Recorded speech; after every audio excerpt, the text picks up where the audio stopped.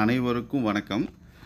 நீங்கள் நம்ம சேனலுக்கு புதுசாக இருந்தால் மறக்காமல் சப்ஸ்கிரைப் பண்ணிக்கிங்க. கூடவே அந்த பெல் பட்டனையும் ப்ரெஸ் பண்ணிக்கிங்க. நான் ஏற்கனவே ஒரு 8 நாளைக்கு முன்னாடி நான் ஒரு வீடியோ போட்டிருந்தேன். அதாவது நவம்பர் 2ஆம் தேதி நான் ஒரு வீடியோ போட்டிருந்தேன்.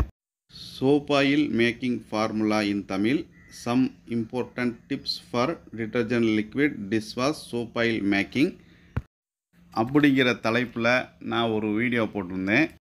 அந்த வீடியோவில் டிரான்ஸ்பரண்ட் ப்ராப்ளம் வந்துச்சு அப்படின்ட்டா அது எப்படி சால்வ் பண்ணுறது அப்படிங்கிறத பற்றி நான் ஒரு சில டிப்ஸு நான் அதில் சொல்லியிருந்தேன். அதில் முக்கியமான விஷயம் EDTAவை பற்றி நான் சொல்லியிருப்பேன். EDTAவை மற்ற பொருட்கள் மாதிரி யூஸ் பண்ண முடியாது. அதை எப்படி முறையாக யூஸ் பண்ணணும் அப்படிங்கிறத பற்றி நான் அந்த வீடியோவில் தெளிவாக நான் விளக்கமாக சொல்லியிருந்தேன். அந்த வீடியோவில் எந்த EDTAவுக்கு என்ன மாதிரி pH லெவல் வைக்கணும் அப்படிங்கிறத பற்றியும் நான் சொல்லியிருந்தேன். அந்த வீடியோவை பார்த்துட்டு ஒரு சில பேர் கேட்டிருக்காங்க, சார் கொஞ்சம் காஸ்டிக் சோடா அதிகமாக போச்சு அப்படின்ட்டா அது 12, 13 காட்டுது. அதை குறைக்கிறதுக்காக கொஞ்சமாக நாம் ஆசிட் சிலரியை ஊற்றினால திடீர்னு அது 2, 3க்கு போயிடுது. இதை நியூட்ரல் கொண்டு வரதுக்கு எங்களுக்கு ரொம்ப சிரமமாக இருக்கும். மணிக்கணக்கில் ஆயிடுது. நீங்கள் சொல்கிற மாதிரி 6.25, 7.25, 6.5, 7.5 pH லெவலை இந்த மாதிரி எப்படிங்க கொண்டு வர முடியும் அப்படின்ட்டு டவுட்டு கேட்டிருக்காங்க. இந்த மாதிரி ப்ராப்ளம் எல்லாத்துக்கும் வர்றது தான். இது நிறைய பேர்த்துக்கு இந்த மாதிரி தான் ப்ராப்ளம் வரும். இந்த pH லெவலை நம்ம மெயின்டைன் பண்ணி கொண்டு வரதுக்கு ரொம்ப லேட் ஆகும்.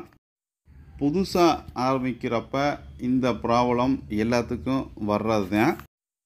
நம்ம தொடர்ந்து இந்த தொழில் நம்ம இந்த தொழிலில் நம்மளுக்கு எக்ஸ்பீரியன்ஸ் கிடைக்கும்போது இந்த ப்ராப்ளம் கொஞ்சம் ஓரளவுக்கு சால்வ் ஆகிரும். இப்போது நம்ம விஷயத்துக்கு வருவோம்.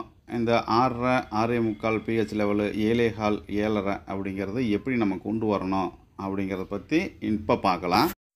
அதுக்கு முதல்ல நீங்கள் வழக்கம் போல் pH லெவல் 7க்கு நீங்கள் வைக்கணும். ஃபஸ்ட்டு உங்களுக்கு நீங்கள் வழக்கமாக எந்த மாதிரி pH லெவல் 7 வைப்பீங்களோ அதே மாதிரி ஃபஸ்ட்டு நீங்கள் 7 வச்சுக்குங்க. 7 வச்சது பின்னாடி அதுக்கு அடுத்து நம்ம pH குறைக்கவோ கூட்டவோ செய்வதற்கு நம்ம காஸ்டிக் சோடாவையும் ஆசிட் சிலரியும் நம்ம யூஸ் பண்ண தேவையில்லை. அதுக்கு பதிலாக நம்ம சிட்ரிக் ஆசிடையும் பேக்கிங் சோடாவையும் நம்ம யூஸ் பண்ணலாம். இப்போது pH லெவலில் நீங்கள் 7க்கு கீழே வைக்கணும் அப்படின்ட்டா சிட்ரிக் ஆசிடை ஒரு சிறிது அளவு, பெருசாலாம் தேவையில்லை, அதிகமாகலாம் தேவையில்லை, சிறிய அளவில் எடுத்து நீங்கள் அதில் மிக்ஸ் பண்ணிக்கலாம்.